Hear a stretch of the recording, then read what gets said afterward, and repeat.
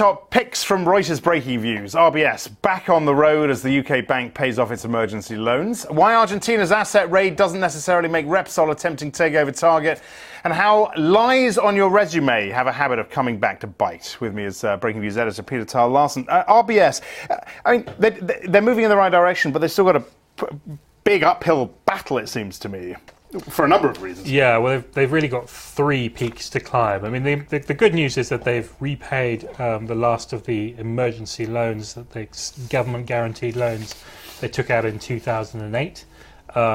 And, you know, for a bank that was really very close to literally falling over, that's a big step. Yep. But there are three big things that they need to deal with. The first is that they are still under the protection of this asset protection scheme, this state disaster insurance, which they think they won't need, but they'll still need. It'll still be a struggle for them to persuade the regulators and the government to let them out of it. The second is that they have this weird, quite complicated situation with the government shareholding, which effectively makes it very difficult for them to pay dividends to their other shareholders. And so one of the things that's holding back the share price is people think, well, when are we going to get a dividend out of this? And the way things are structured at the moment, it's very hard for RBS to pay a dividend. Yeah. So that's something they will need to renegotiate or restructure somehow. And then the third point is the government still owns 70, 80% of this bank. And there's no prospect of it getting back to the price of what it put in. So the government is basically, if it's going to sell anytime soon, it's going to have to sell at a loss, which will be politically quite difficult to achieve. You know, of course, there are positives here. You know, repaying emergency funding, you know, meeting expectations for Q1 generally. But do the negatives outweigh the positives for you?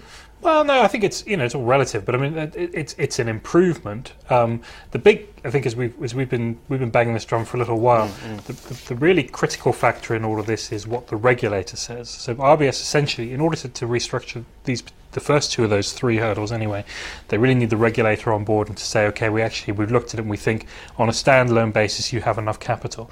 And with things going bad in Ireland and with the Eurozone potentially wobbling again, the regulators can be very reluctant. We're going to be very careful before it lets RBS off the hook. Okay, Repsol. Of course, there's been this huge issue with in Argentina. A third of the share price has been wiped off. But you still don't think it's tempting at these levels? Well, there was some talk in the Spanish papers this week about some kind of merger or takeover by Gas Natural, and that's right. And that which has been denied. But also, I think it has sort of revived this question of is Repsol actually cheap? When you think of everything that's happened to it.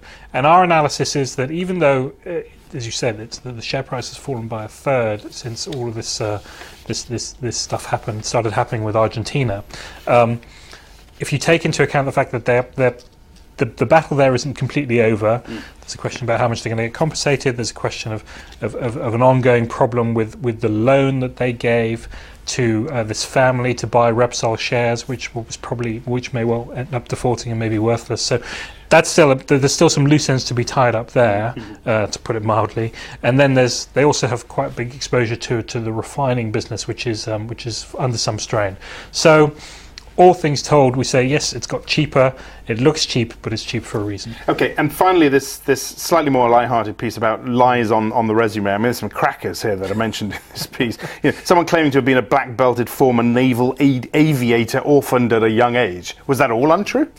Yeah, I think it might have been. Yeah. Wow. I mean, the peg for this is this is the new chief executive at Yahoo, Scott Thompson, who claims to have accounting and computer science degrees, and this hedge fund Third Point has pointed out that the college he claims to have attended wasn't offering computer science degrees when he was there. So it looks, and Yahoo says, well, this was an inadvertent error, but it looks a little bit like this guy has got an accounting degree and is trying to make himself more credible in the eyes of Silicon Valley by saying, oh, I did a bit of computer science as well. Right. Now, the question is, why? I mean, you know, Apple was started by a guy who was studying calligraphy and then dropped out of college.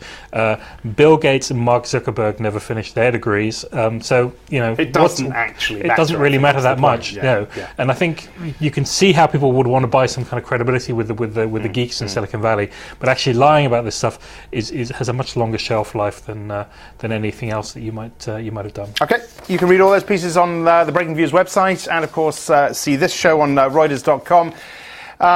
Do tune in for our US Breakingviews show every day, 12:30 Eastern, 17:30 London time.